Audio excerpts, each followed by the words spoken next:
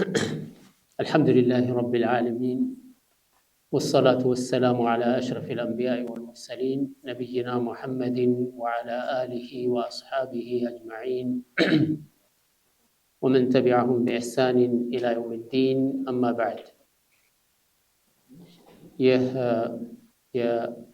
الأرجوزة المئية الحافظ الحكمي رحمه الله تعالى የተዘጋጀውን የነቢዩን ሰለላሁ ዐለይሂ ወሰለም የህይወት ታሪክ የሚያወራውን ግጥም የምንማርበት ነው።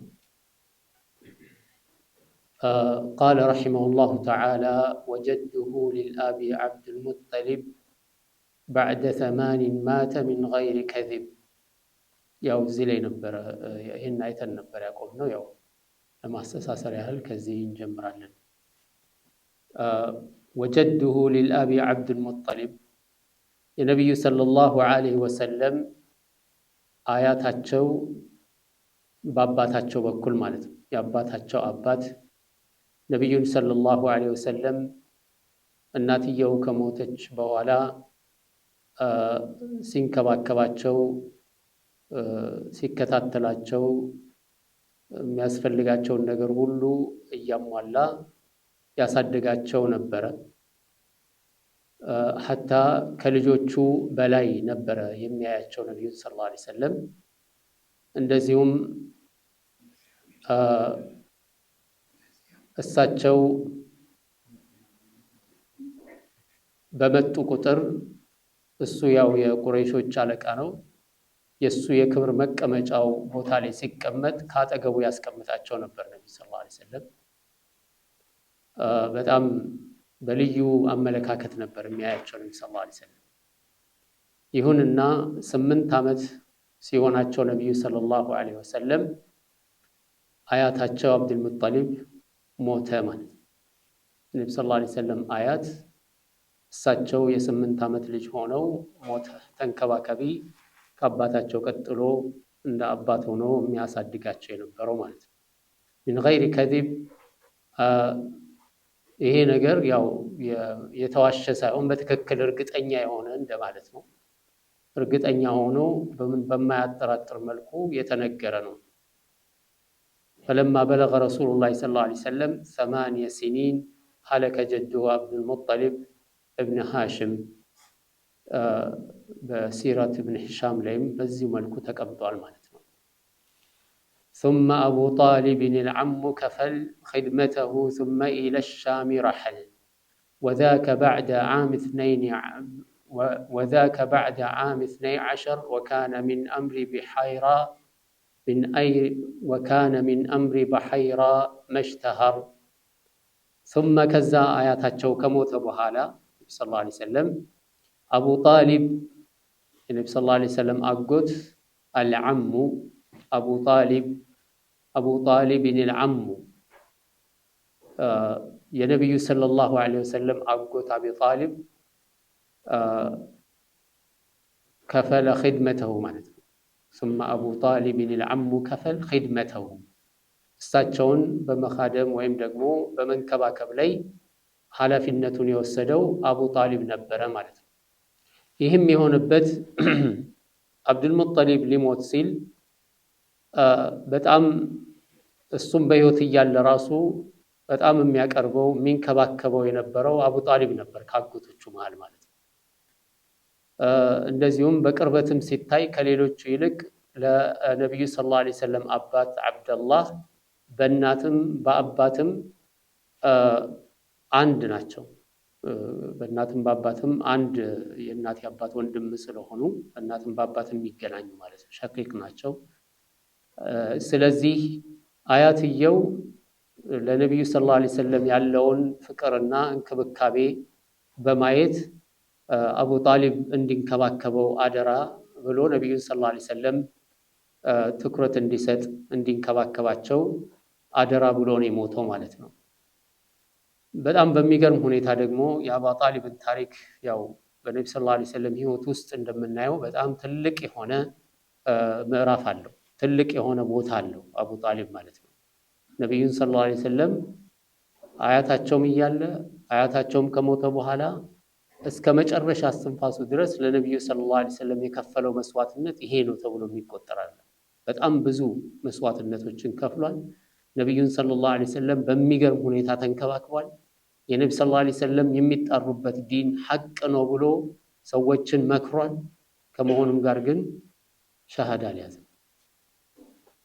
አላህ ሱብሓነሁ ወተዓላ ካልወፈቀው የሚሆን ነገር አይደለም። በዛው እንዲያውም የመጨረሻ ነብዩ ሰለላሁ ዐለይሂ ወሰለም የህይወቱ መጨረሻ ላይ እስልምናን እንዲቀበል ላኢላሃ ኢለላህ እንዲል በለመኑት ጊዜ ጓደኞቹ አጠገቡ ሆነው በመከላከላቸው ምክንያት እነሱን አፍሮ በአያቱ በመንገድ ወይም በአብዱል ሙጠሊብ መንገድ ላይ ነው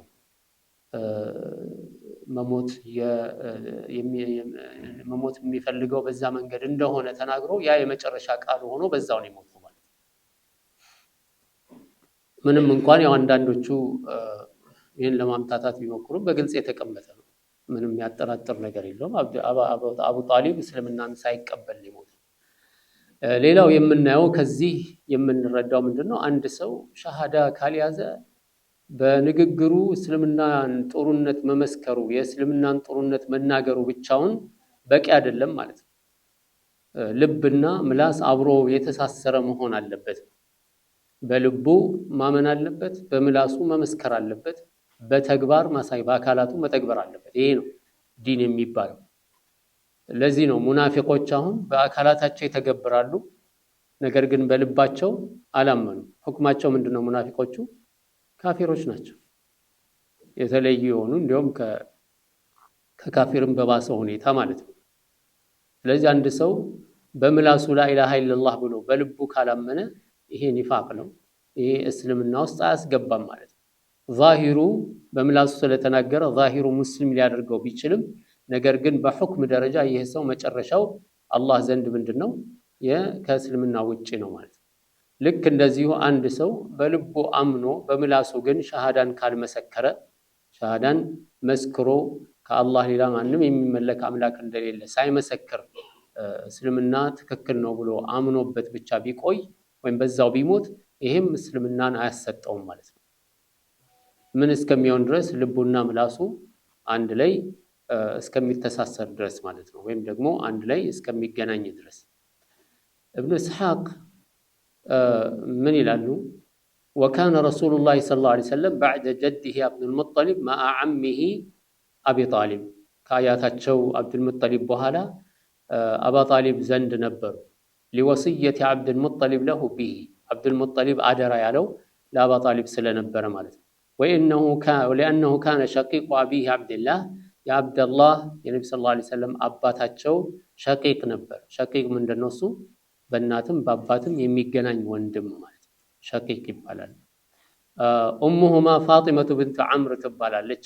قال فكان ابو طالب هو الذي يلي امر رسول الله صلى الله عليه وسلم የነብዩን ሰለላሁ ዐለይሂ ወሰለም ጉዳይ በጣም የሚንከባከበውና ትኩረት የሚሰጠው እሱ ነበር። ከዛ ምን አሉ ሸይኹ ረሂመሁላሁ ተዓላ ثم الى الشام رحل ከዛ በኋላ ወደ ሻም ጉዞ አደረጉ ማለት ነው። ነብዩ ሰለላሁ ዐለይሂ ወሰለም ለመጀመሪያ ጊዜ ከአጎታቸው አባ ጣሊብ ጋር ወደ ሻም ጉዞ ሲያደርግ በልጅነታቸው ነው 12 አካባቢ እድሜያቸው ይዟቸው ለሳቸው ካለው እንክብካቤና ከአይኑ እንዲርቁ ስለማይፈልግ ሐታ በጉዞው ላይ ራሱ አብሮ ይዟቸው ይሄድ ነበር። ለሳቸው ካለው እንክብካቤና ትኩረት አንፃር ማለት ነው። وذاك بعد عام 12 የተከሰተው ወደ ሻም የመጀመሪያ ጉዟቸውን ያደረጉት ካጎታቸው ጋር በ12 ዓመታቸው ነበር ማለት ነው። وكان من امر بحيرة راهب ነው ባህታዊ ነው። ወደ ሻም በሚያደርጉት ጉዞ ላይ አንድ መንገድ ላይ በሚያርፉበት ሰዓት ይሄንን በሐይራን ያገኙታል ማለት ነው። ራሂብ ነው፣ ባህታዊ ነው።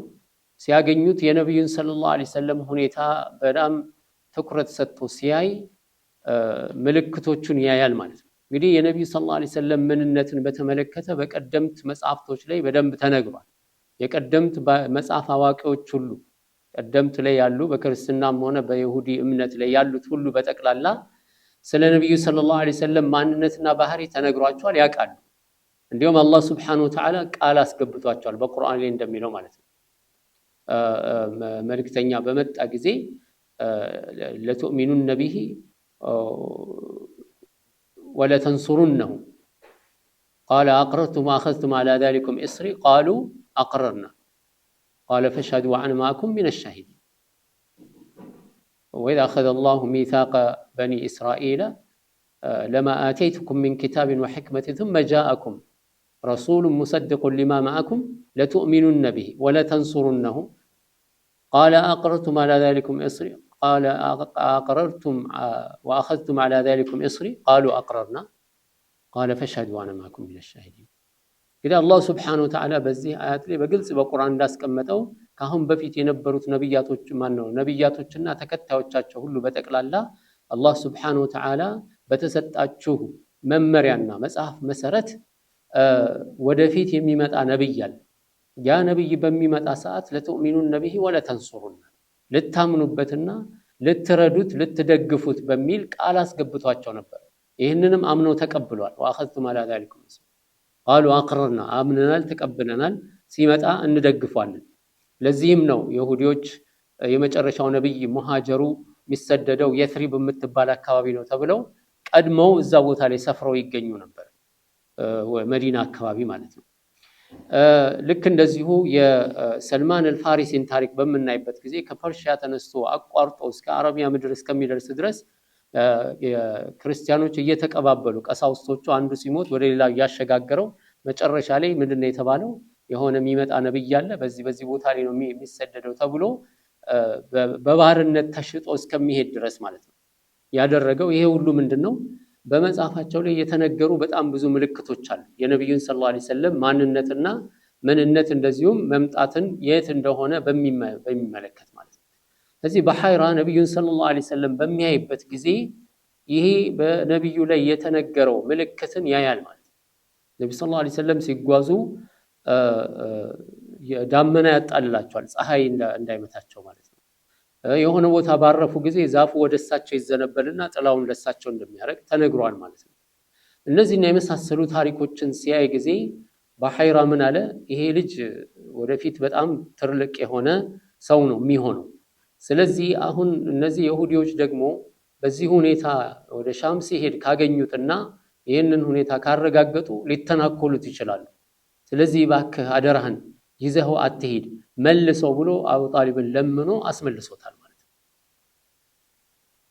ይሄ የመጀመሪያው ጉዟቸው ነው። ወካነ ሚን አምሪ በሐይራ መሽተሃር የሚለው እሱ ነው። የበሐይራ ጉዳይ ያው እንደሚታወቀው ነው ማለት ነው። ሚን አኽባሪን ዐጂበ ወአያቲን ባሂራ።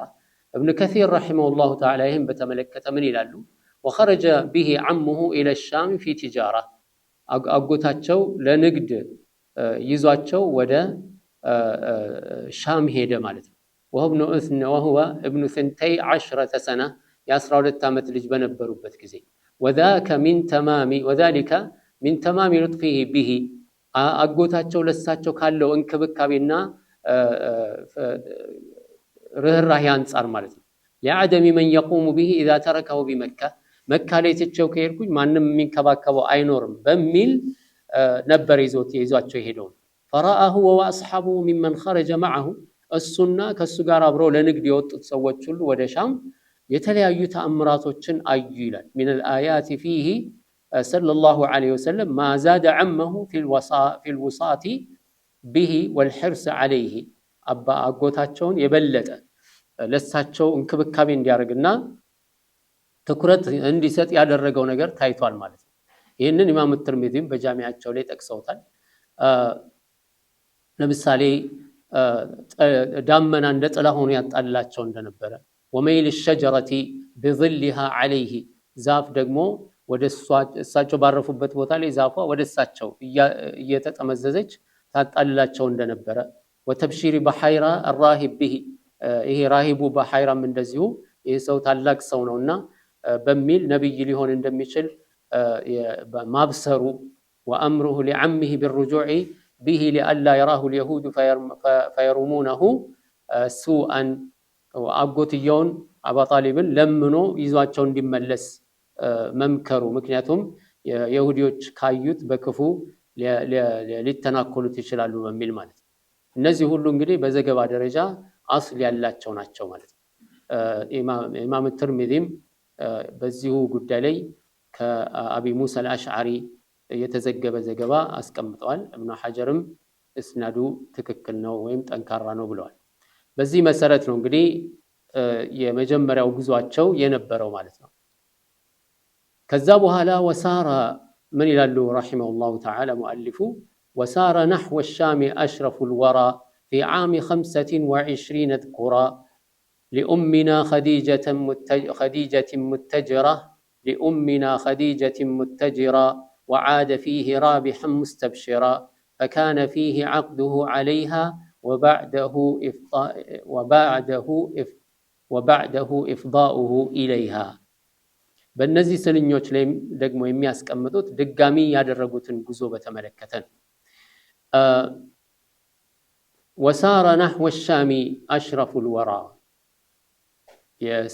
የፍጥረታቶች ሁሉ የላቀ ታላቅ ሰው የሆኑት ነብዩ ሰለላሁ ዐለይሂ ወሰለም ወደ ሻም ተጓዙ ማለት ወሳረ ተጓዙ نحو الشام ወደ ሻም አቅጣጫ أشرف الورى አይ ነብዩ ሰለላሁ ዐለይሂ ወሰለም የፍጥረታቶች ሁሉ የላቁ ታላቅ ሰው ነብዩ ሰለላሁ ዐለይሂ ወሰለም في عام 25 25 ዓመት በሆናቸው ጊዜ እድሜያቸው 25 ዓመት በሆነ ጊዜ ነብዩ ሰለላሁ ዐለይሂ ወሰለም መጓዛቸውን እዝኩራ አይ ጥቀስ አውሳ ማለት ነው። ይሄ ሁለተኛው ጉዟቸው ነው። ይሄኛው ጉዟቸው ከበፊቱ የሚለየው ምንድነው? ይሄ ራሳቸውን ችለው ነው የተጓዙት፣ ደግሞ ለንግድ ነው ማለት ከኸዲጃ ጋር ስምምነት አደረጉ። ሙዳረባ የሚባለው አይነት ስርዓት ማለት ነው።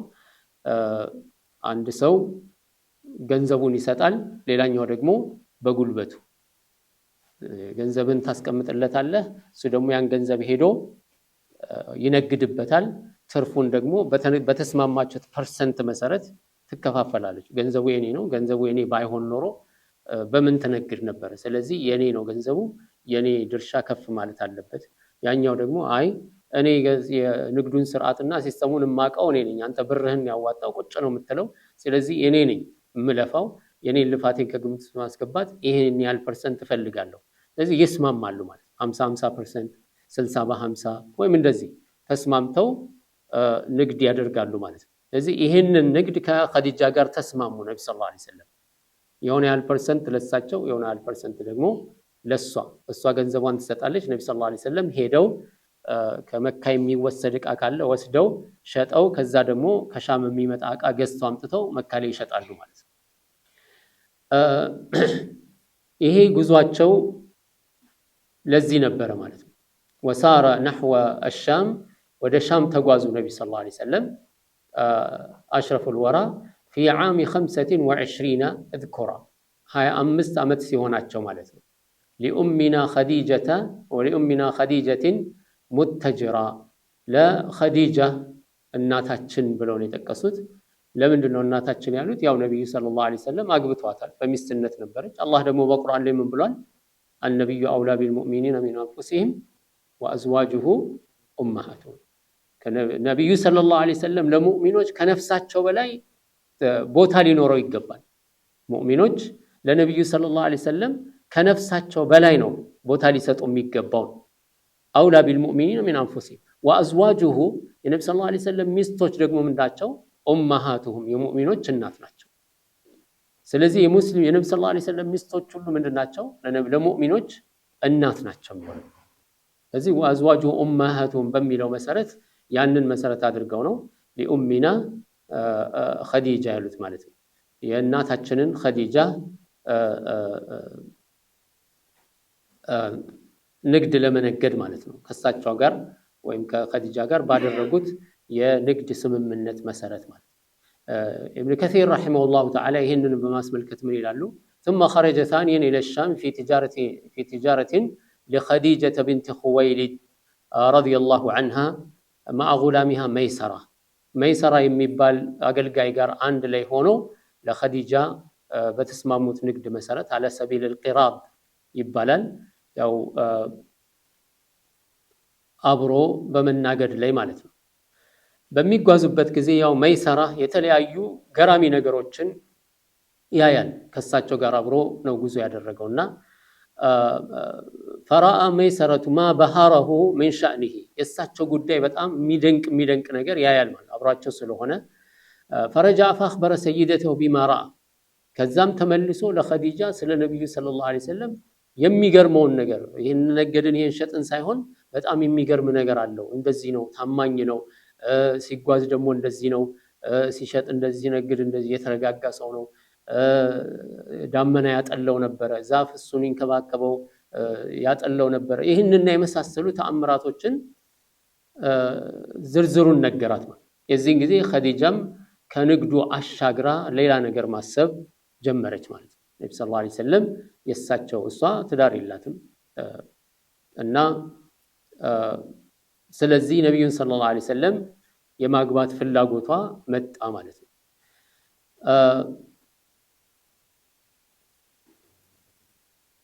ምክንያቱም በዚህ ንግድ ላይ እሷም ራሷ ያየችው የነብዩ ሰለላሁ ዐለይሂ ወሰለምን ታማኝነት እንደዚሁም ደግሞ በንግዱ ላይ በጣም ውጤታማ የሆኑ መሆናቸው መታየቱ በራሱ ይሄ ታላቅ እንትን ነበር ለሷ ማለት ነው። وعاد فيه በዛ ንግድ ላይ ነብዩ ሰለላሁ ዐለይሂ ወሰለም ምን ሆኑ ተመለሱ።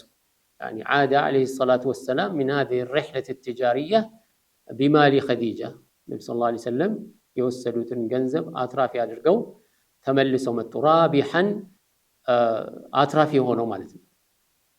በዚህ ጉዟቸው ላይ በጣም አትራፊ ነበሩና ነብዩ ሰለላሁ ዐለይሂ ወሰለም فكان فيه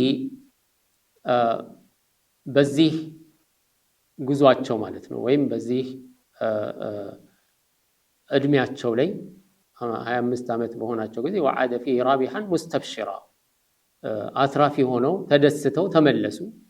فكان فيه عقده عليها በዛው ወቅት ላይ ወይም በዚሁ የንግድ ጉዟቸው ስምምነት ላይ ባሉበት ሁኔታ እሷም ነብዩ ሰለላሁ ዐለይሂ ወሰለም የማግባት ፍላጎቷ ከፋለ። ነብዩ ሰለላሁ ዐለይሂ ወሰለም በዛው እድሜያቸው በ25 ዓመት እድሜያቸው ላይ فكان فيه የሚለው በዛ በ25 ዓመት እድሜያቸው ላይ ማለት ነው عقده عليها عقد አደረጉ بمعنى ጋብቻውን ፈጸሙ ማለት ነው ከሷ ጋር وبعده افضاؤه اليها ያው ወዲያው በ25 ዓመታቸው ከሷ ጋር ጋብቻውን ከፈጸሙ በኋላ ከሷ ጋር አብረው መኖር ጀመሩ ማለት ነው የአላህ መልእክተኛ ነብዩ ሰለላሁ ዐለይሂ ወሰለም። ነብዩ ሰለላሁ ዐለይሂ ወሰለም እንግዲህ የመጀመሪያ ሚስታቸው ኸዲጃ ረዲየላሁ ዐንሃ መሆኗን ያረጋግጥልናል ማለት ነው። ኡሙል ሙእሚኒን ኸዲጃ ረዲየላሁ ዐንሃ ባለችበት ጊዜ ነብዩ ሰለላሁ ዐለይሂ ወሰለም ሌላ ሚስት አላገቡም። ከሷ ጋር ብቻ ነበር የሚኖሩት። እሷ እስከምትሞት ድረስ ብቸኛ ሚስታቸው እሷ ነበረች ማለት ነው። ኸዲጃ ረዲየላሁ ዐንሃ እንደሚታወቀው ያው ወደፊትም ይመጣልናል በጣም ብዙ ፈዳኢሎችና ልዩ የሚያደርጋት ነገር አለ። ከነዛ መካከል ለነብዩ ሰለላሁ ዐለይሂ ወሰለም ከሚስቶቻቸው ሁሉ በተለየ መልኩ ልዩ የሚያደርጋት ለሳቸው ልጅ የወለዱት ከሚስቶቻቸው መካከል እሷ ነች።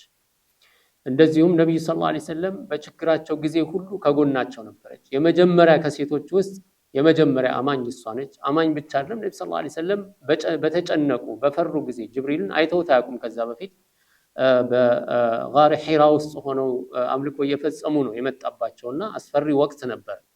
ያንን አብራ የተሻገረች ናት ማለት ነው በማጽናናት አንተኮ ከላ ወላሂ ለዩሲበክ ያኒ ቢሱእ አንተኮ ክፉ ነገር ይደርስብኛል ብለህ ማሰብ የለብም። አንተኮ እንደዚህ አይነት ሰው ነህ፣ አንተኮ እንደዚህ አይነት እሳቸውን ኳሊቲ እየተናገረች ማለት ነው። ችግረኛን የምትረዳ የተራበን የምታበላ ከደካማ ጎን የምትቆም እንደዚህ የምታረግ ሰው ክፉ ኬት መጥቶ አንተን ሊነካ ይችላል እና ይሄ አስፈሪ ነገር ሊሆን አይችልም እና አትፍራ አይዞህ እያለች ነብዩ ሰለላሁ ዐለይሂ ወሰለምን ታጽናናቸው ነበር። ከማጽናናትም ባሻገር ነብዩን ሰለላሁ ዐለይሂ ወሰለም ይሄ ነገር ምንድነው የሚለውን ነገር ለማጣራት ብዙ ተራምዳለች ማለት ነው። በዚህም መሰረት ከነብዩ ሰለላሁ ዐለይሂ ወሰለም ትልቅ የሆነ ሐظ አላት ማለት ነው። በሰሒሐይን ከናታችን አይሻ ረዲየላሁ ዐንሃ ሰሒህ ቡኻሪ ሰሒህ ሙስሊም በተዘገበው አይሻ ረዲየላሁ ዐንሃ ራሱ ምን ትላለች? ማ ግርቱ ዐላ አሐድ ሚን ኒሳኢ ነቢ ሰለላሁ ዐለይሂ ወሰለም የሞተች ከሞተችም በኋላ እንግዲህ አይሻ ረዲየላሁ ዐንሃ የመጣችው መቼ ነው? ነቢ ሰለላሁ ዐለይሂ ወሰለም ሂጅራ ካረጉ በኋላ። ኸዲጃ ደግሞ የሞተችው በ10ኛው የሪሳላ ዓመት ላይ ነው። እዚህ በመሃላቸው አልተያዩም ማለት በጋብቻ ላይ አብረው የሆኑበት ጊዜ የለም። ከመሆኑም ጋር እናታችን አይሻ ረዲየላሁ ዐንሃ ምን ትላለች? ከነቢ ሰለላሁ ዐለይሂ ወሰለም ሚስቶች በኸዲጃ ላይ እንደቀናሁት በማንም አልቀናም ወይም በማንም አልቀናሁም ትላለች። ማ ግርቱ ዐላ አሐድ ሚን ኒሳኢ ነቢ ሰለላሁ ዐለይሂ ወሰለም ማ ግርቱ ዐላ ኸዲጃ ወማ ረአይቱሃ አይቻት ራሱ አላቅም አለች። አይቻት ራሱ አላቅም ግን በጣም ቀናባት ነበር። ለምንድን ነው እሱ? ወላኪን ካነ ነቢዩ ሰለላሁ ዐለይሂ ወሰለም ዩክሲሩ ዚክረሃ ነቢ ሰለላሁ ዐለይሂ ወሰለም ሁሌ ስለ እሷ ያወራሉ፣ ስለ ኸዲጃ ያወራሉ። ምርጥ ሚስታቸው ናት፣ እማትረሳ ነች በሁሉም ነገር ላይ ማለት ነው። ናም ከሞተች በኋላ ራሱ ነቢ ሰለላሁ ዐለይሂ ወሰለም ስለ እሷ ማንሳት አያቆሙም።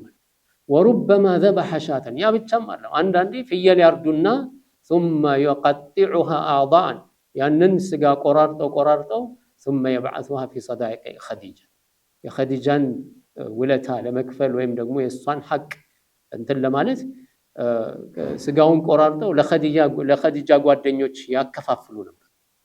ለጓደኞቿ አድርሱ እያሉ ነቢ ሰለላሁ ዐለይሂ ወሰለም ሐታ የኸዲጃ ጓደኞችን እስከ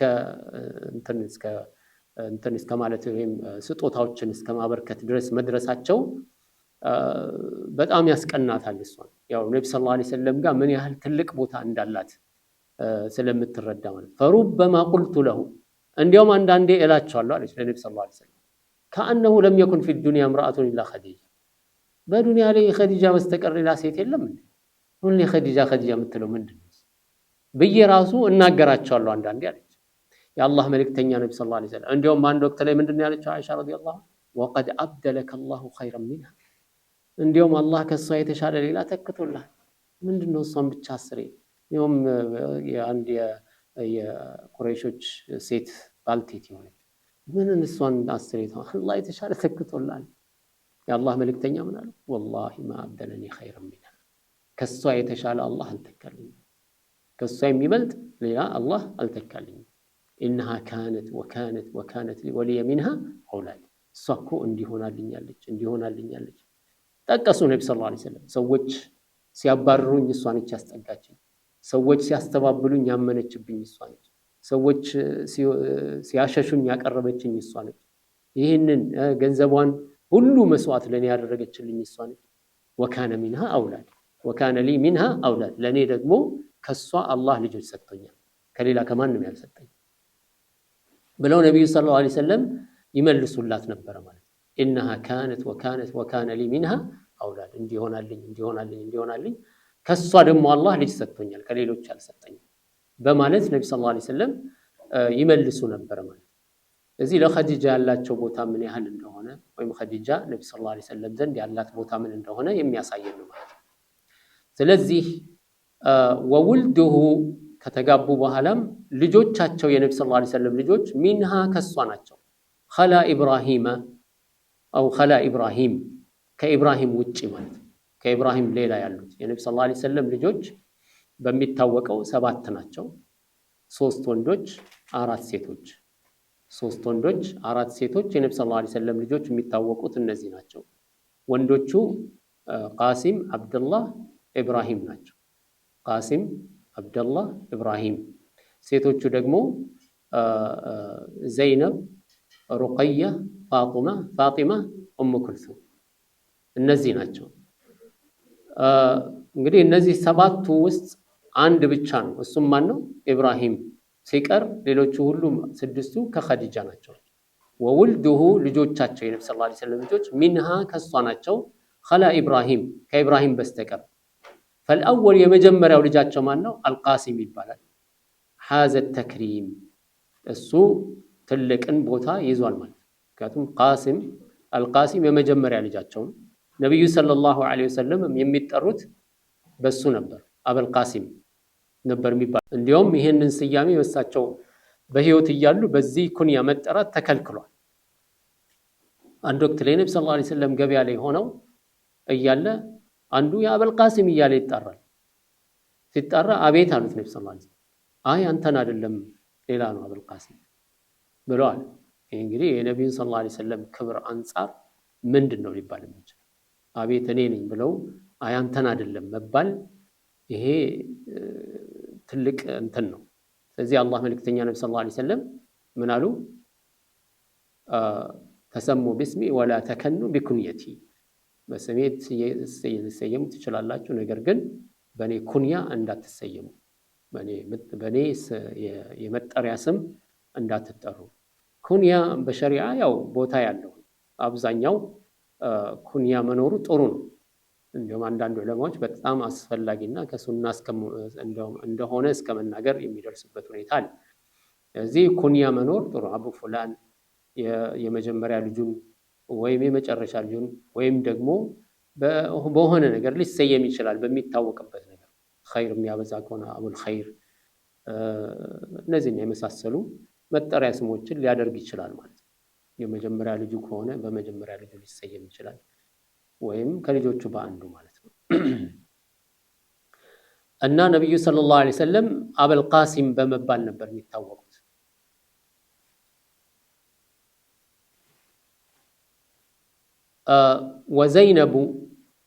ወዘይነቡ ሩቀየቱ ወፋጢማ ወኡሙ ኩልሱም ለሁነ ኻቲማ። ከዛ ምን አሉ ሸኹ ረሒመሁላሁ ተዓላ፣ ዘይነብ ከዛ ቀጥላ ማለት ነው፣ ሩቀያ ከዛ ቀጥሎ፣ ፋጢማ ከዛ ቀጥሎ፣ ወኡሙ ኩልሱምን ኡሙ ኩልሱም እንደዚሁ፣ ለሁነ ኻቲማ ኡሙ ኩልሱም የመጨረሻቸው ናት ማለት ነው። ኡሙ ኩልሱም የመጨረሻቸው። በዚህ ላይ ኺላፍ አለ። ትንሿ ፋጢማ ነች ወይንስ ኡሙ ኩልሱም ናት የሚለው አላሁ አዕለም። ያው በዚህ ዙሪያ የተለያዩ አስተያየቶች አሉ፣ ግን በዚህ በተቀመጠው መሰረት ማስቀመጡ የተሻለ። ዘይነብ ትልቋ ነች፣ ከዛ ሩቀያ፣ ከዛ ፋጢማ፣ ከዛ በኋላ ኡሙ ኩልሱም ማለት ነው። ወኡሙ ኩልሱም ለሁነ ኻቲማ፣ ኡሙ ኩልሱም የመጨረሻቸው ናት ማለት ነው። ሴቶቹ ወይም የነብዩ ሰለላሁ ዐለይሂ ወሰለም ልጆች ወንዶቹ በልጅነታቸው ነው የሞቱት፣ በሕፃንነታቸው ነው። ወንድ ልጅ ያደገ ወንድ ልጅ የላቸውም። አላህም በቁርአን ላይ አስቀምጧል ይሄን ማ ካነ ሙሐመዱን አባ አሐድን ሚን ሪጃሊኩም፣ ሙሐመድ ማለት ከእናንተ ከወንዶቻችሁ መካከል የማንም አባት አይደለም። ከወንዶቻችሁ መካከል የማንም አባት አለ፣ ከሴቶቹ ግን አሉ። ያው በግልጽ ነው አላህ ያስቀመጠ። ይሄን ያስቀመጠበት ምክንያቱ ምንድነው ስንል ያው ነብዩ ሰለላሁ ዐለይሂ ወሰለም ዘይድ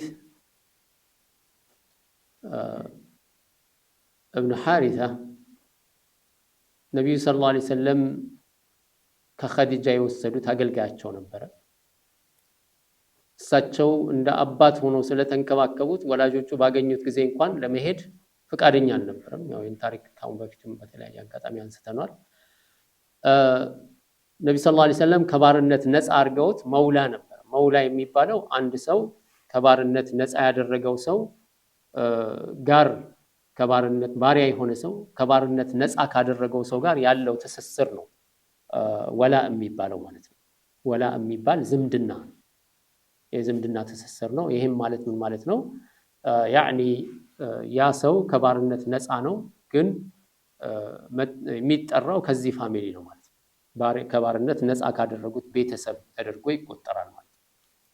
እና በጃሂልያ ያ ሰው ከባርነት ነፃ የተደረገው ሰው ከባርነት ነፃ ላደረገው ሰው እንደ ልጅ ነው የሚቆጠረው። የሚጠራውም በሱ ነው አባቱ። ስለዚህ ዘይድ ኢብኑ ሙሐመድ ነበር የሚባለው። ዘይድ ኢብኑ ሙሐመድ ነበር የሚባለው። አላህ ሱብሓነሁ ወተዓላ ይህንን ህግ ለማፍረስ ብሎ ያው በሱረቱል አሕዛብ ላይ በሰፊው ተቀምጧል። ይህንን የሚያፈርሱ የተለያዩ ስርዓቶች እንዲፈጸሙ አድርጓል ማለት ነው። ከነዛ መካከል ነብዩ ሰለላሁ ዐለይሂ ወሰለም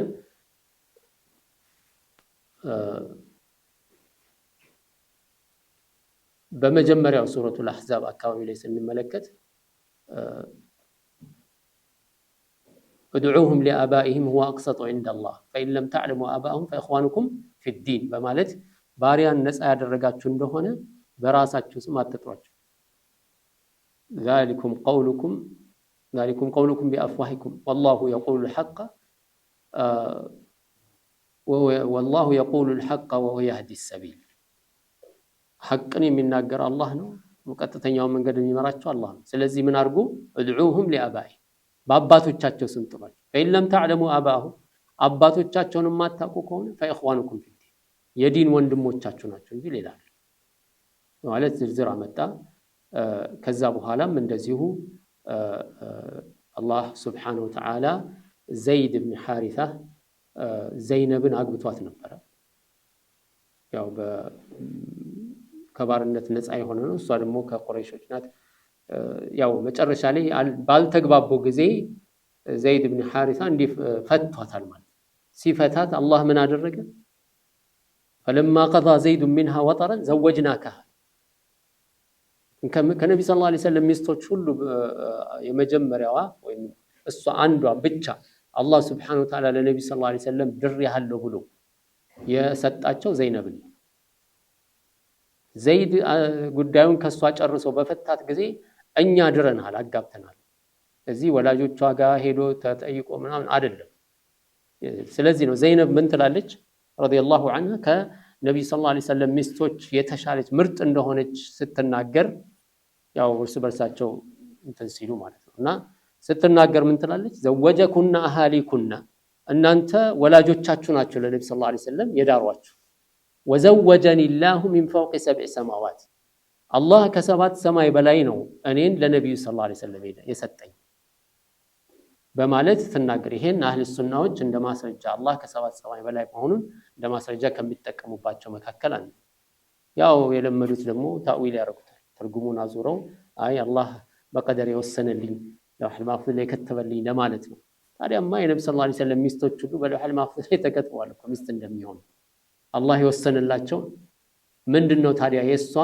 ይሄን ያህል እንደዚህ ከሌሎቹ ሚስቶች እንድትፎክርበት የሚያደርጋት ነገር ምንድነው ያው አላህ በቀደር የወሰነልኝ ነው ለማለት ፈልጋ ከሆነ ሁሉም በቀደር ተወሰነው የተዳሩት ማለት ግን እዚህ ቦታ ላይ ተበለው አላህ ምን ያለው ነው فلما قضى زيد منها وطرا زوجناكها زيد ከሷ ጉዳዩን በጨረሰ ጊዜ አጋባናል ለምን لكي لا يكون على المؤمنين حرج በሙእሚኖች ላይ ችግር እንዳይኖር ከዚህ በኋላ في ازواج ادعيائهم اذا قضوا منهم وطرا እነሱ ከባርነት ነፃ ያደረጓቸው ሰዎች አድዒያ ይባላሉ ልጅ ነው ተብለው የሱ ልጅ ነው ተብለው የተሰየሙት ሰዎች ሚስቶቻቸውን በፈጡ ቁጥር ይሄ ሰውዬ ሲያገባ የልጁን ሚስት አገባ ተብሎ ችግር እንዳይፈጠር ከዚህ በኋላ ይሄንን ህግ ለመሰረዝ ነው አላህ لكي لا يكون على المؤمنين حرج በሙእሚኖች ላይ ችግር እንዳይኖር ከዚህ በኋላ የልጁን ሚስት አገባ ተብሎ ነው ምክንያቱም እሱ ልጁ አይደለም ይሄንን ህግ ማፍረስ ነው አላህ Subhanahu Wa Ta'ala የፈለገው ማለት ነው ከዛም ምን አለ ما كان على النبي من حرج فيما فرض الله له አላህ በወሰነለት ነገር ላይ በነብዩ ሰለላሁ ዐለይሂ ወሰለም በመልእክተኛው ላይ ችግር ሊኖር አይገባም በሚል አላህ Subhanahu Wa Ta'ala ይሄን ነገር ምን አረጋው አፈረሰው ማለት ነው እና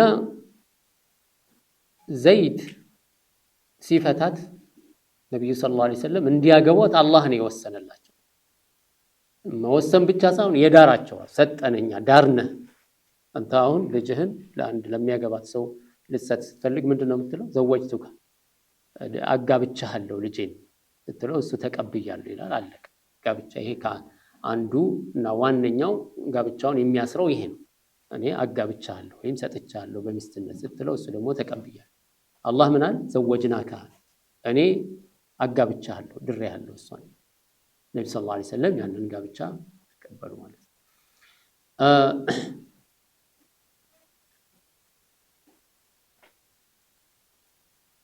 በዚህ መሰረት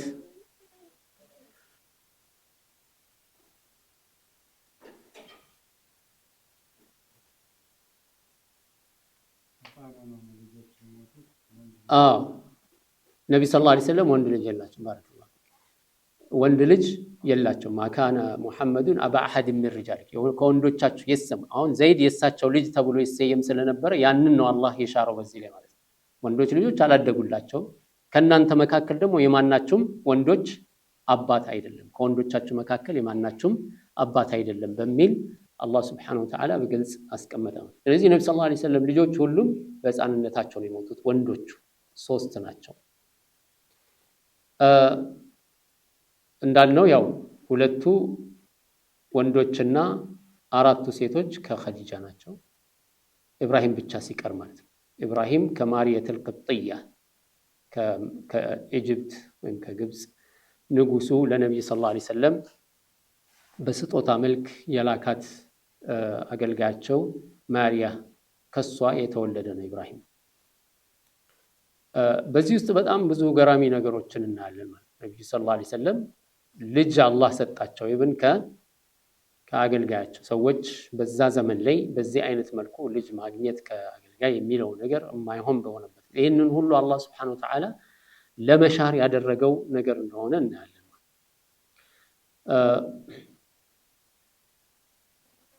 ሴቶቹ ግን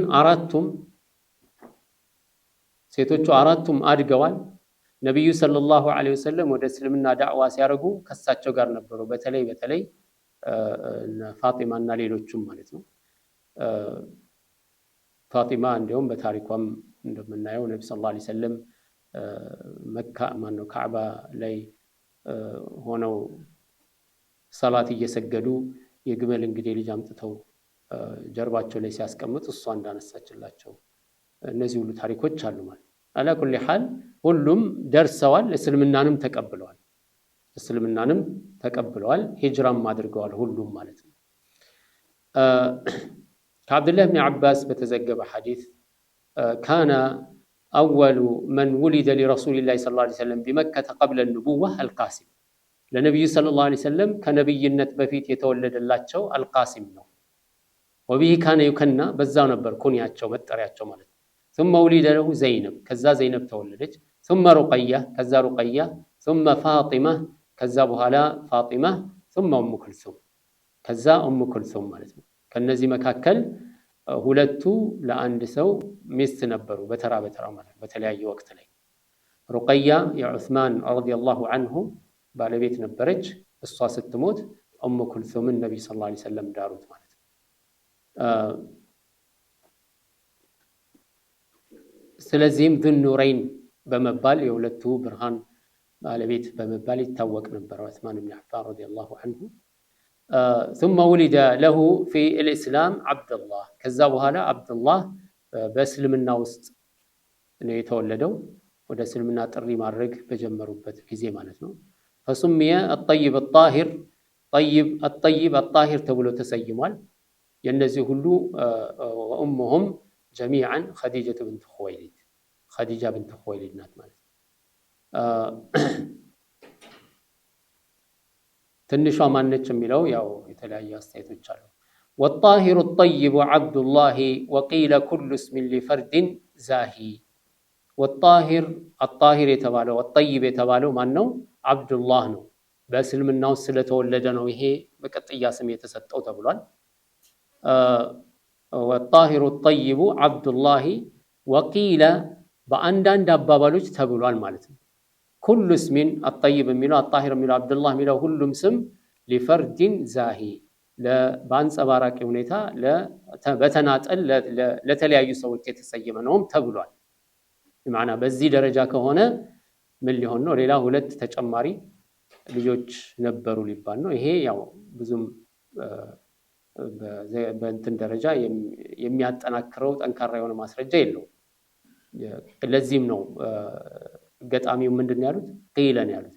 ቂለ የሚለው ሲገት ተምሪድ ይሉታል በሐዲስ ዑለማዎች ዘንድ። ተብሏል ሲባል ያኒ በአባባል ደረጃ እንደተባለ ለማንሳትና ግን ይሄ አባባል ደካማ እንደሆነ ለመጥቀስ የሚጠቀሙበት አባባል ነው። ከመሆኑም ጋር ያው الطيب الطاهر አብዱላህ የሚለው የሶስቱም የአንድ ሰው ስም ነው። والكل في حياته ذاق الحمم وبعده فاطمة بنصف عام والكل ሁሉም ልጆቻቸው في حياة النبي صلى الله عليه وسلم በህይወት እያሉ ذاق الحمم ሞትን ቀምሰዋል። ሁሉም ልጆቻቸው በህይወት እያሉ ነው የሞቱት። وبعده ከነብዩ صلى الله عليه وسلم በኋላ ግን ፋጢማ ነው ከነብዩ ሰለላሁ ዐለይሂ ወሰለም በኋላ የሞተችው። እሷም بنصف عام በግማሽ ዓመት ነብዩ ሰለላሁ ዐለይሂ ወሰለም በሞቱ በስድስተኛው ወር ላይ ፋጢማ ሞታለች ማለት ነው። ይሄንን የሚያመላክት ከእናታችን አይሻ ረዲየላሁ ዐንሃ ዘገባ አለ ማለት ነው። አንደኛው በፊ الصحيحين عن عائشة رضي الله عنها أن فاطمة رضي الله عنها عاشت بعد رسول الله صلى الله عليه وسلم 6 أشهر فاطمة رضي الله عنها كنبي صلى الله عليه وسلم بحالا 6 ወር ኖራለች የሚለው እንደዚሁም በሰሂህ البخاريና ሙስሊም በተዘገበ እንደገና ከአይሻ ረዲየላሁ ዐንሃ ምን ትላለች أقبلت فاطمة تمشي كأن مشيتها مشية النبي صلى الله عليه وسلم فاطمة رضي الله عنها መጣች ትላለች እየተራመደች ስትመጣ እርምጃዋ ሙሉ ለሙሉ የነብዩን ሰለላሁ ዐለይሂ ወሰለም ኮፒ ነበር አረማመዷ ልክ እንደ ነብዩ ሰለላሁ ዐለይሂ ወሰለም ነው فقال النبي صلى الله عليه وسلم يا الله መልእክተኛ ምን አሉ ስትመጣ مرحبا بابنتي እንኳን ደህና መጣሽ ልጄ ሆይ አሉ ይሄ እንግዲህ ያው ለወላጆችም መልእክት ነው ስለዚህ ለልጆቻቸው የሚያሳዩትን ፍቅርና ክብር ያሳያል ማለት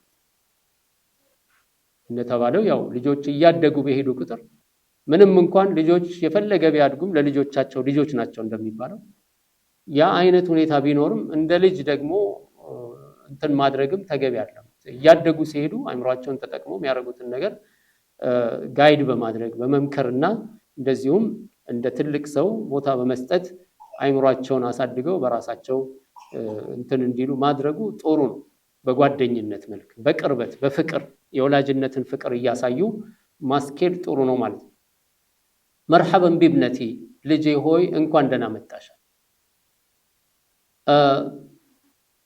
ስለዚህ ይሄ በጣም ያቀረበ የሆነ ጥሪ ነው ልጄ ሆይ ነንቺ እገሌ ምናምን እንደዚህ አይነት እንትን ሳይሆን يعني مرحبا بابنتي ثم اجلسها عن يمينه ከዛ በኋላ በስተቀኛቸው አስቀመጧት አው عن شمالي ወይም ከግራቸው ከሁለት አንዱ ነው ማለት ነው ዘጋቢው የተሳሳ እንትን ስለሆነ ስለተጠራጠሩ ሁለቱንም ጠቁሞታል ማለት ثم أسر إليها حديثا ከዛ በጆሮዋ ሹክ አሏት ነብዩ ሰለላሁ ዐለይሂ ወሰለም አለቀሰች የሆነ ነገር በጆሮዋ ሹክ ሲሏት አለቀሰች فقلت لها لما تبكين عائشة ምን አለች ምን ያስለቅስሻል እየሰላት ጊዜ ثم أسر إليها حديثا ከዛ በኋላ እንደገና መልሰው የሆነ ነገር ሹክ አሏት فضحكت ሳቀች فقلت ما رأيتك اليوم فرحا أقرب من حزن እንደ ዛሬ ደስታ ከሐዘን የቀረበ ወቅት አይቻላል ወይም ሐዘንና ደስታ በእንደዚህ ፍጥነት የተቀራረበበት ወቅት አይቻላልም ትላለች አይሻ ረዲየላሁ ዐንሃ ከዛ فسألته عما قال ከዛ በኋላ ነብዩ ሰለላሁ ዐለይሂ ወሰለም ምንድነው በጆሮሽ ሹክ ያሉሽ ንገሪኝ ብዬ ጠየቅኳት አለች فقالت فاطمة ምን አለች ما كنت لأفشي سر رسول الله صلى الله عليه وسلم አይ የነብዩ ሰለላሁ ዐለይሂ ወሰለም ሚስጥርማ አላባክም በሚስጥር ነው ነገሩኝ በሚስጥርነቱ ጠብቀዋለሁ እንጂ ለማንንም አላወራም አለች حتى قبض النبي صلى الله عليه وسلم ነብዩ ሰለላሁ ዐለይሂ ወሰለም እስከሚሞቱ ድረስ በዚሁ ቀጠለ فسألتها ነብዩ ሰለላሁ ዐለይሂ ወሰለም ከሞቱ በኋላ ጠየቅኳት እንዲያውም በአንዳንድ ዘገባዎች እንደሚለው እኔ በእናትነቴ ክብር እንድትነግሪኝ ፈልጋለሁ ብላ እንደጠየቀቻት የሚያሳይ ዘገባ አለ فسألتها ጠየቅኳት فقالت من አለች አሁን ነብዩ ሰለላሁ ዐለይሂ ወሰለም ሞቷል እዚህ አሁን መናገር እችላለሁ ማለት ነው فقالت أسر إلي بني مستر بشكشكتا ينقرون ምንድነው إن جبريل كان يعارضني القرآن كل سنة مرة جبريل كل ጊዜ ሙሉ ቁርአኑን በየአመቱ አንድ ጊዜ እየመጣ ከኔ ጋር ያቃራኝ ነበር ወይም ሪቪው ያደርግ ነበር ማለት ነው وإنه عارضني العام مرتين አሁን ግን በዚህ አመት ሁለት ጊዜ መጣ ቼክ ለማድረግ ማለት ነው ሙሉ ቁርአን ولا أراه إلا حضر أجلي ይሄ ደግሞ ለኔ መልእክቱ ምንድነው አጀሌ ቀርቧል ማለት ነው መሞቻዬ ደርሷል ማለት ነው ለዚህ ነው ሁለት ጊዜ የመጣው እና መሞቻዬ ቀርቧል ማለት ነው ብለው ነገሩኛለች ለዛ ነው ያለቀስኩት አለች ከዛ በኋላ ሁለተኛው ደግሞ ምን አላት وإنك أول أهل بيتي لحاقا بي ከቤተሰቦቼ መካከል የመጀመሪያው እኔን የምትከተኝ አንቺ ነሽ عفوا لا حضر اجلي وانك اول أهل بيتي لحاقا بي ይሄንንም አብረው የመጀመሪያው ምስጥር ላይ የነገሯት ይሄን አንድ ላይ ማለት እኔም አጀሌ ደርሷል መሞቴ አይቀርም አንቺም ደግሞ የመጀመሪያ ከቤተሰቦቼ የምትከተይኝ አንቺ ነሽ ብለው ሲሉኝ አለቀስኩኝ አለች ከዛ በኋላ فقال اما ترضين በሁለተኛው ደግሞ ምን አሏት اما ترضين ان تكوني سيدة اهل الجنه ሳለቅስ በሁለተኛ የነገሩኝ ምንድነው የጀነት ሴቶች ሁሉ አለቃ የጀነት ሴቶች ሁሉ የበላይ መሆን አትፈልጊም ብለው ሲሉኝ አው ኒሳኢል ሙእሚኒን የሙእሚኖች ሴቶች ሁሉ የበላይ መሆንን አትፈልጊም ብለው ሲሉኝ فضحكت لذلك ይሄ ነው ደግሞ ያስደሰተኝና የሳቅኩት አለች እንግዲህ አንድ ሰው ሆነ ሀዘን ተመቶ በሚያለቅስበት ጊዜ የሆነ አስደሳች ዜና ሲነገረው ያው ይደባለቅበታል ሀዘኑና ደስታ ተለቅሶ ቀጥሎ ያው መሳቁ ወይም መደሰቱ አይቀርም ማለት ነው በዚህ መሰረት ፋጢማ ረዲየላሁ ዐንሃ ከነብዩ ሰለላሁ ዐለይሂ ወሰለም በኋላ በ6 ወር ተከተላቸው እንደሞተች ይነግራናል ማለት ነው وبعد 35 حضر بنيان بيت الله لما اندثر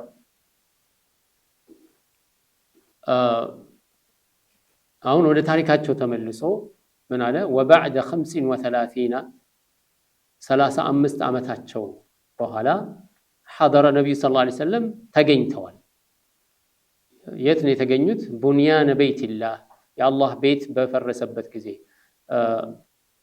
ነብዩ ሰለላሁ ዐለይሂ ወሰለም 35 ዓመት በሆናቸው ጊዜ የመካ ሙሽሪኮች ካዕባ ግንቡ በጎርፍና በመሳሰለው እየፈራረሰ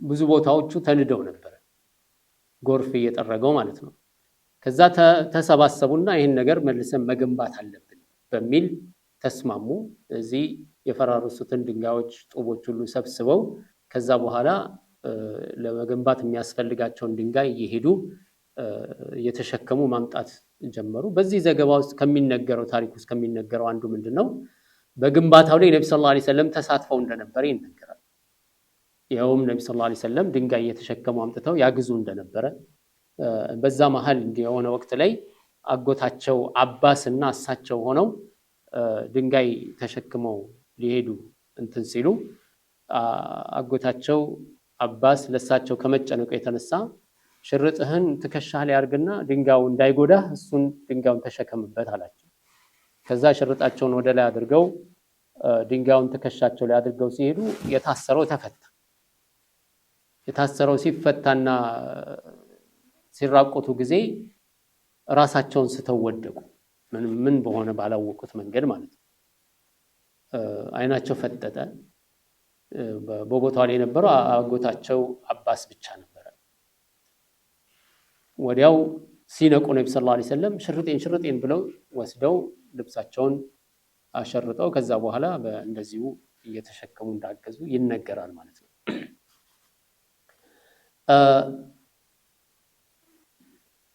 ይሄንንም በተመለከተ በሳሂህ ቡኻሪ ሳሂህ ሙስሊም ከጃቢር ኢብኑ አብዱላህ ረዲየላሁ ዐንሁ የተዘገባል لما بنيت الكعبة ذهب النبي صلى الله عليه وسلم وعباس ينقلان الحجار ነብዩ ሰለላሁ ዐለይሂ ወሰለም እና አባስ ድንጋይ ተሸክመው ለካዕባው ግንባታ ለማምጣት ሄደው ነበር فقال عباس للنبي عباس للنبي صلى الله عليه وسلم من عليه اجعل ازارك على رقبتك يقيك من الحجاره ከድንጋዩ ከሚቆረቆረህ ነገር ትጠበቅበታለህና ሽርጥህን እዚህ ትከሻ ላይ አርጋላቸው እሳቸውም ሽርጣቸውን ትከሻቸው ላይ ሲያርጉ ተፈታከታቸው ራቆታቸውን ሲሆኑ ወደቁ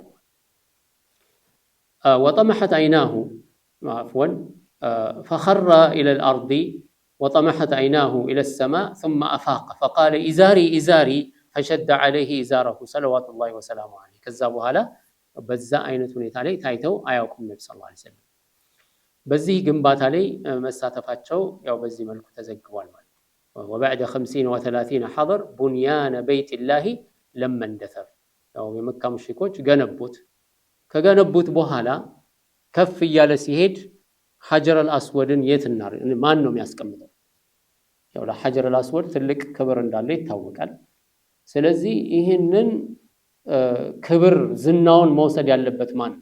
በፈረሰ ጊዜ ገንብተን ከዛ በኋላ ሲገነባ እኮ እኛ ነን። ያው እንግዲህ ራሳቸውን የጃሂልያ እንትናቸው ፉከራቸው ይቀጥላል። ስለዚህ እንዴ ማን መሰልናችሁ እኛ? ካዕባ እኮ በፈረሰ ጊዜ ሲገነባ እኛ ነን እኮ ሐጀር አልአስወድን አንስተን በቦታው ላይ ያስቀመጥ ነው የሚል ነገር ስላለ ልክ እዛ ጋር ሲደርሱ እኛ ነን የምናስቀምጠዋል። ሌላኛውም ጎሳ አይ እኛ ነን የምናስቀምጠው እናንተ ምን ስለሆናችሁ በማለት ጭቅጭቅ ጀመሩ። በዚህ ጭቅጭቅ ላይ 3 ቀን ነው 4 ቀን ቆዩ ሳይነኩት ማለት ነው። እንዲያውም ከፊሎቹ ጎሳዎች ምን ሆኑ? ደም በሰሃን ደም አምጥተው በቃ የመጨረሻ እኛም እናንተም በዚህ ጉዳይ ላይ ለማንም አንሰጥም እናልቀን ብለው እጃቸውን ደም ውስጥ ነክረው እስከ መማማል ደረጃ ላይ ደረሱ። ለማንም አንሰጥም እኛ ነን እናረጋው፣ እኛ ካላገኘነው ደግሞ ይሄው እንደዚህ ደም ተቃብተን ተጨራርሰን እናልቃታል በሚል እስከ መፎከር ደረጃ ነው የደረሱት ማለት ነው። በዛ ሁኔታ ላይ እያሉ ሌላ ምንም አማራጭ የለም። ምን ያድርጉ? የሆነ ስምምነት ላይ ደረሱ ማለት ነው። ይሄም ስምምነት ምንድነው? በዚህ ላይ እኛ እርስ በርሳችን ከምንጨራረስ ይሄ ሁሉ ሰርተን እንደገና ሌላ ችግር ውስጥ ከምንገባ ለምን በቃ የሆነ ሰው ይፍረደን እና እሱ በፈረደን እንስማማ በሚል ሐሳብ ቀረበ። ይሄን ሐሳብ ተቀበሉት። በዚህ ሐሳብ መሰረት በቃ የመጀመሪያ በዚህ በር የሚገባው ወደ ካዕባ ሲገባ የሚገባውን ሰው እንዲፈርድ እናደርጋለን፣ እሱ በፈረደው እንስማማለን። ይሄ ይሻላል ከምንተላለቃሉ። طيب እሺ ተባለ። ሲጠብቁ ነብዩ ሰለላሁ ዐለይሂ ወሰለም ገቡ። ይሄው ታማኙ እንዲያውም መጣለን ምናምነው ሰው ታማኝ የሆነ هذا الامين رضينا بحكمه ፍርዱን እንወዳለን እንቀበላለን፣ ታማኝ ነው፣ አይዋሽም፣ አያታልልም፣ አያዳላም ብለው ታሙ። እዛ በኋላ እሺ ተባለ። ነብዩ ሰለላሁ ዐለይሂ ወሰለም መጡ። ሲመጡ ያው የተፈጠረውን ነገር ነገሯቸውና ምን እናርግ ሲሉ ነብዩ ሰለላሁ ዐለይሂ ወሰለም ምን አሉ? ጨርቅ አምጡ። ጨርቅ መጣ፣ አንጥፉ አላቸው። አነጠፉ። ከዛ አመጡና ነብዩ ሰለላሁ ዐለይሂ ወሰለም ሐጀር አልአስወድን ጨርቁ መሃል ላይ ያስቀመጡት። ከእያንዳንዱ ጎሳ ተወካይ ይምጣል። ተወካይ አስመጡና ጫፉን እያንዳንዱ ጎሳ አንድ ጫፍ ያዝ ከጨርቁ ተባለ እና ብድግ አድርጋችሁ ወደ ካዕባ ማነው ሐጀር አልአስወድ የሚቀመጥበት ቦታ ይዛችሁ ሂዱ አሏቸው። ሁሉም የጎሳ ተወካይ የጨርቁን ጫፍ ይዘው ተሸክመው ሄዱና እዛ ጋር ሲደርሱ ነብዩ ሰለላሁ ዐለይሂ ወሰለም አንስተው ቦታው ላይ ያስቀመጡት። በዚህ መሰረት ያ ሁሉ ሊፈጠር የነበረው እልቂት ቆሞ ነብዩ ሰለላሁ ዐለይሂ ወሰለም በዚህ አይነት መልኩ ፍርድ ሰጥተው ገላገሏቸው ማለት ነው። ይሄን በተመለከተ ነው ባለኪታቡ ረሂመሁላሁ ተዓላ ምንድን ያሉት? وحكموه ورضوا بما حكم في وضع ذاك الحجر الأسود ثم وحكموه نبي صلى الله عليه وسلم أسفرد نبي صلى الله عليه وسلم دانيا درقوا أسفردوا ورضوا بما حكم الساتشو بفردتم فرد ودوا تقبلوا مالتنا في وضع ذاك الحجر الأسود في وضع بماسك أمت لي ذاك الحجر الأسود يعني تقرون دينجاي مالتنا ثم الزابوتا ولي ثم مالت منه بوتا ولي مالت الزابوتا لي ماسك أمت نبي صلى الله عليه وسلم أسفردنا بزا تسمموا مالت ودا أراد كان ويم أمسك أن ميهون درسجن كلون سراقمو فتشت لي چك لي نبرو لذيه أبا أمية بن المغيرة حسابون يمت الله جوسونه يبالا بزا مسارات يا نبي صلى الله عليه وسلم فرد تقبلوا أتاكم الأمين بميل تسمعتون نبي صلى الله عليه وسلم الفرد الستة المال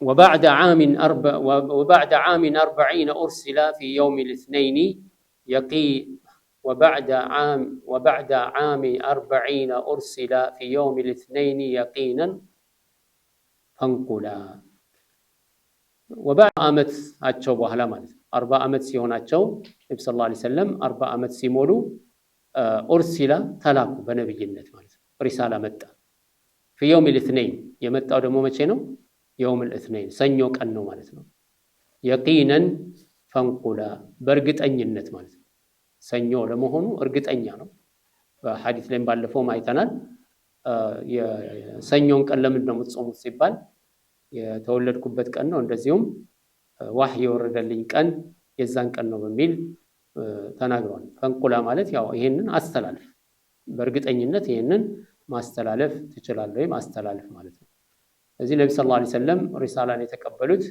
በ40ኛ ዓመታቸው ነው ማለት ነው ذاك يوم ولدت فيه ويوم بعثت أو أنزل علي በሚል መናገራቸውን አብዱላህ ኢብኑ አባስም بالصحيح في الصحيحين እንደተዘገበው ምን ይላሉ بعث رسول الله صلى الله عليه وسلم ل40 سنة يا الله ملكتኛ 40 ዓመት ሲሆናቸው መልእክት ተላከ فمكث بمكة 13 سنة يوحى إليه 13 ዓመት ሙሉ መካ ላይ ወህይ ይወርድላቸው ቆይቷል ثم أمر بالهجرة ከዛ ሂጅራ እንዲያደርጉ ታዘው فهاجر 10 سنين ሂጅራ ሄደው ለ10 ዓመት ቆይቷል ومات وهو ابن 63 63 ዓመታቸው ላይ ሞተዋል ማለት ነው في رمضان أو ربيع الأول ወሩስ ምንድነው አሁን ያኛው يقين ነው በትክክለኛ የተረጋገጠ ነው 40 ዓመታቸው ሰኞ ዕለት ወሩ ምንድነው በሚለው في رمضان በረመዳን ነው أو ربيع الأول ወይም ربيع الأول ላይ ነው ይሄ ኺላፍ አለ ማለት ነው وسورة اقرأ أول المنزل اقرأ የመጀመሪያው የወረደላቸው اقرأ ነው የታወቀ ነው ማለት ነው በረመዳን ነው የወረደው የሚለውና ረቢዕ አወል ላይ ነው የወረደው የሚለው ያው እንዳልነው خلاف አለ ابن القيم رحمه الله تعالى زاد المعاد ላይ ምን ይላሉ ولا خلاف أن مبعثه صلى الله عليه وسلم كان يوم الاثنين የሰኞ ቀን እንደሆነ ምንም ጥርጥር የለውም واختلف في شهر المبعث የተላኩበት ወር መቼ ነው የሚለው ዑለማዎች የተለያየ አስተያየት ሰጥተዋል 8 مضينا من ربيع الأول ربيع الأول 8 ላይ ነው سنة 41 ب41ኛው ሂጅሪያ في عام الفيل هذا قول الأكثرين አብዛኛዎቹ ያሉት ይሄንን ነው وقيل بل كان ذلك في رمضان برمضان ነው ተብሏል واحتج هؤلاء بقوله شهر رمضان الذي أنزل فيه القرآن የሚለውን ማስረጃ አድርገው ቁርአን የወረደው በሻር ረመዳን ነው ስለዚህ ረመዳን ላይ ነው የሚለውን በሌሊቱል ቀድር የሚለውን ያጸናሉ የመጀመሪያዎቹ ለዚህ የሚሰጡት መልስ ምንድነው ያው ከሰባተኛው ሰማይ ወደ ቤተል ዒዛ የወረደበት ነው የሻህሩ ረመዳን الذي انزل فيه القرآن የሚለው እንጂ ዋህይ የወረደላቸው በረቢዕ አወል ነው የሚል አስተያየት ይሰጣሉ على كل حال ይሄ ኺላፍ ቦታ ነው والله اعلم ረመዳን ላይ የወረደ ነው የሚለው ይሻላል والله اعلم وسورة اقرأ أول المنزل ያው سورة اقرأ የመጀመሪያ የወረደው እንደሆነ በተለያዩ ከናታችን አይሻ ረዲየላሁ ዐንሃ በሰሒህ ቡኻሪ ሰሒህ ሙስሊም እንደተዘገበው ማለት ነው ثم الوضوء والصلاة علمه ከዛም ውዱእን አስተማራቸው እንደዚሁም ሰላትን አስተማራቸው ማን ጅብሪል ያስተማራቸው وهي ركعتان محكمة ያው መጀመሪያ ተረጋግጦ የተደነገገው ለነብዩ ሰለላሁ ዐለይሂ ወሰለም የመጀመሪያ ሰላት ሁሉም ሰላት ምንድነው ሁለት ረካዓ ነበር ይሄንን እናታችን አይሻ ረዲየላሁ ዐንሃ በሰሒህ ላይ እንዳስቀመጠችው اول ما فرضت الصلاه ركعتين መጀመሪያ ሰላት ሲደነገግ ሁሉም ሰላት ሲደነገግ መጀመሪያ ምንድነው ሁለት ረካዓ ነበር ከዛ በኋላ فزيد في صلاه الحضر وقرت صلاه السفر የሰፈር የሙሳፊር ሰላት በዛው ባለበት ጸና ቋሚ የሆነ ሰው የሚሰግደው ላይ ግን ተጨመረ ይሄ አቡዑለማዎች ማለት ያለው እንትን ከዚህ የተነሳ እዚህ ሙሳፊር የሆነ ሰው መስገድ ያለበት ሁለት ነው ወይንስ አራት መስገድ ይችላል ሁለቱ ሩኽሳ ነው ሁለቱ ማቃለያ ተደርጎለስ ሙሳፊር ስለሆነ የተቀለለለት ነው ወይስ አይደለም አይሻ ረዲየላሁ ዐንሃ ነው መጀመሪያውም ሲደነገግ ሁለት ነው የሰላት የሙሳፊር ሰላት በዛው እንዲጸና ነው የተደረገው ሲባል አይ ይሄንን መሰረት ያደረጉ ዑለማዎች ምን ያሉት ሙሳፊር የሆነ ሰው ከሁለት በላይ ከሰገደ አይሆንም ሙሳፊር ከሆነ ሰውየው ከሁለት በላይ አራት ረካዓዎች የሆኑ ሰላቶችን ከሁለት በላይ መስገድ የለም አራት የሚባል የሙሳፊር ሰላት የለም አስለን ስለዚህ ተቀንሶ ነው ሳይሆን ባለበት እንዲጸና ነው የተደረገው። ከዚህ አንፃር ያው ከፈለገ 4 ከፈለገ 2 የሚባል ነገር የለም። ሙሳፊር ነው 2 ነው የሚሰግደው። ሶላቱ 2 ነውና የተደነገገው። ያው ይሄ ኢንሻአላህ ወደፊትም በብሉግል መራም ላይ የምናየው ይሆናል።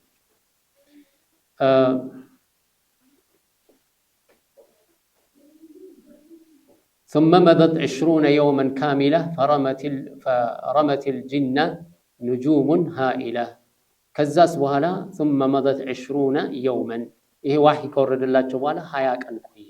ካሚላ የተሟላ 20 ቀን ከቆየ በኋላ فرمت الجن ጅኖችን መታች ማለት ነው ወይም ወረወረች።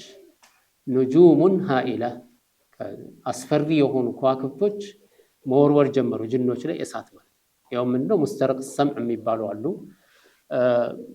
መላእክቶች ሰማይ ላይ አላህ Subhanahu Wa Ta'ala በምድር ላይ ይፈጠራል የሚለውን ነገር ለመላእክቶች ያስተላለፈውን ይነጋገራሉ። መላእክቶች አላህ ምን አለ አላህ ሐቅ ነው የተናገረው በዚህ ቀን ይሄ ነገር ይፈጠራል ተብሏል ምናምን እያሉ መላእክቶች እርስ በርሳቸው ሲነጋገሩ ጅኖቹ ተደራርበው ሰማይ ድረስ ይደርሱና ይሄን የሚወራውን ወሬ ይሰማሉ። ከዛ በኋላ አንድ እውነት ይዘው ይመጡና ለጠንቋዩ ሹክ ይሉታል።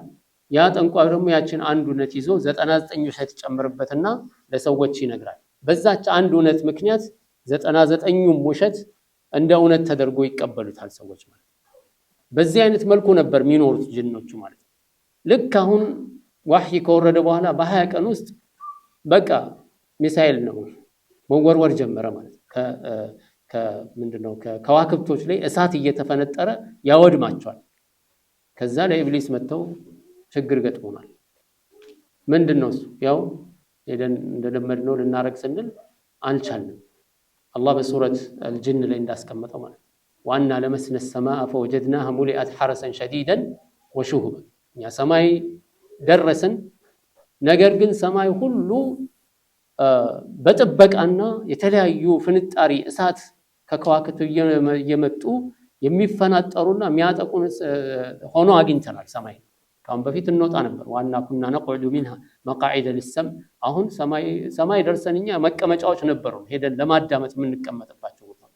فمن يستمع الآن ካሁን በኋላ ግን እሰማለሁ ብሎ እዛ የደረሰው ሁሉ يجد له شهابا رصدا የሚጠባበቀው ፍንጣሪ እሳት ቃንቄ ይሉታል የሚፈናጠር እሳት አለ ይጠብቀዋል እዛ ማለት ነው። እዚህ ደረስኩ ሲል በዛ ይመታል። ዋና ኩና ነقعد منها مقاعد للسمع فمن يستمع الآن يجد له شهابا رصدا በዚህ አይነት መልኩ አልቻልንም ሲል የሆነ ነገር ተፈጥሯል ማለት ነው አለሱ ኢብሊስ። ስለዚህ አስሱ መሬት ላይ የዞራችሁ ምን እንደተፈጠረ ፈልጉና አሰሳ ግቡ አላቸው። ያው አሰሳ ጀመሩ። ሲፈልጉ ነብዩ ሰለላሁ ዐለይሂ ወሰለም መካ ላይ ቁርአን እየቀሩ አገኛቸው። ይሄንን ሲያዩ ጊዜ መጡ ለኢብሊስ ነገሩት። እንዲህ ነገር አግኝተናል ሲሉ ይሄ ነው ካሁን በኋላ ሄዶ መስማት የሚባል ነገር የለም ማለት ነው። ይሄ ነው ችግሩ በማለት ይሄንን አረጋግጠዋል ማለት ነው። እንዲያውም ከዛም አልፈው የነብዩ ሰለላሁ ዐለይሂ ወሰለም ቅራአት ሰምተው እስልምናን ተቀበሏል። አላህ እንዳለው قل أوحي إلي أنه استمع نفر من الجن فقالوا إنا سمعنا قرآنا عجبا የሚገርም ቁርአን የሚነበብ ሰምተናል እኛ يهدي إلى الرشد فآمنا به እኛ ወደ ቅን መንገድ እንደሚመራ አይተን አምነንበታል ብለው እስከሚናገሩ ድረስ። በሌላው ማያት ላይ እንደሚለው وإذ صرفنا إليك نفرا من سورة الأحقاف ላይ وإذ صرفنا إليك نفرا من الجن يستمعون القرآن فلما حضروه قالوا أنصتوا የተወሰኑ የጅን ጭፍራዎችን ወዳንተ እንዲመጡ ባደረግን ጊዜ አለ ልክ አንተ ቁርአን እየቀራ ሲያዳምጡ قالوا أنصتوا ዝም በሉ ተባባሉ ሲቀርቡ ማለት ነው። فلما قضي ተቀርቶ ሲያልቅ ጊዜ ምን አደረጉ? ወለው ኢላ ቀውሚሂም ሙንዚሪን ህዝቦቻቸውን ሊያስጠነቅቁ ወደ ህዝቦቻቸው ተሰማሩ ማለት ነው። قالوا يا قومنا ህዝቦቻችን ሆይ إنا سمعنا كتابا أنزل من بعد موسى كموسى በኋላ የተወረደ መጽሐፍ ሲነበብ ሰምተናል። ኡንዚለ ሚን ባዕድ ሙሳ ሙሰድቀን ሊማ በይነ የደይህ ከሱ በፊት የነበሩትን የሙሳንና የዒሳን መጽሐፎች የሚያረጋግጥ የሆነ መጽሐፍ ነው ያገኘ ነው ሲነበብ። የህዲ ኢለ ሩሽዲ ነዓም ሚነል ኪታብ የህዲ ኢለል ሐቅ ወኢላ ጠሪቅን ሙስተቂም ወደ ሐቅ መንገድና ወደ ተስተካከለ መንገድ የሚመራ የሆነ መጽሐፍ ነው። ያ ቀውመና አጂቡ ዳዒየ አላህ ወአሚኑ ቢህ ህዝቦቻችን ሆይ የአላህ ተጣሪ ነው ስሙት፣ እሺ በሉት፣ እመኑበት እያሉ ጥሪ እያደረጉ እንደነበረ ተነግሯል። ስለዚህ በዚህ መሰረት ሸኹ ረሒመሁላሁ ተዓላ ምንድን ያሉት ፈረመቲል ጅነ ንጁሙን ሃኢላ በጣም አስፈሪ የሆኑ ከዋክብቶች ጅኖችን ሁሉ እሳት እየወረወሩ አወደሟቸው ማለት ነው። አሁን ዋህይ ወረደ፣ ሰማይ ተጠበቀ ማለት ነው። ኢንሻአላህ ከዚህ እናነሳለን የዳዕዋ ሂደቱን በሚቀጥለው። هذا والله تعالى أعلم وصلى الله وسلم على نبينا محمد وعلى آله وصحبه أجمعين.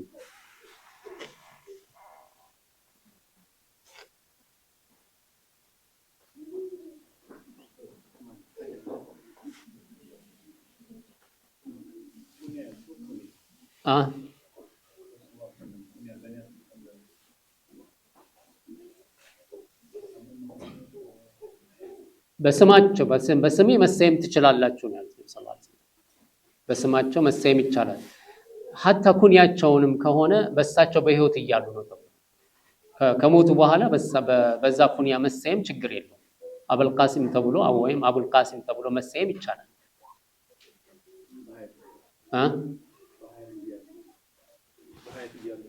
አዎ ነብዩ ሰለላሁ ዐለይሂ ወሰለም በህይወት እያሉ ተከልክሏል። አቡል ቃሲም ተብሎ መሰየም አይቻልም።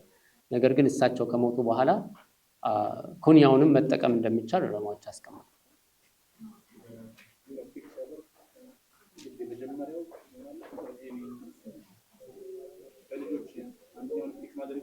አዎ ይችላል። ማንኛውንም ማድረግ ይችላል። ብዙ ጊዜ የተለመደው ታላቅ ልጅ ነው፣ ግን ማንኛውንም ማድረግ ይቻላል።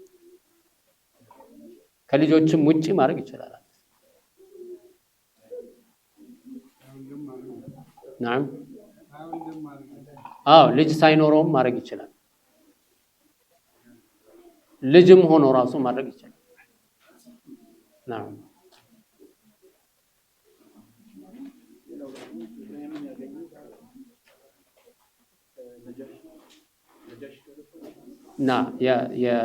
የኢጅፕት የግብፅ መሪ ማሪያ አልቅብጥያ ትባላለች።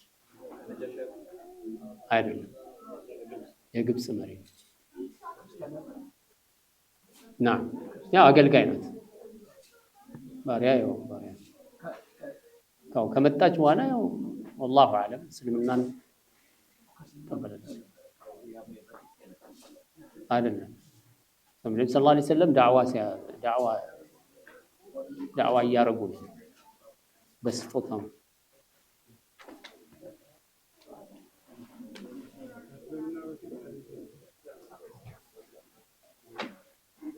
نعم الله تعالى أعلم. صلى الله عليه وسلم.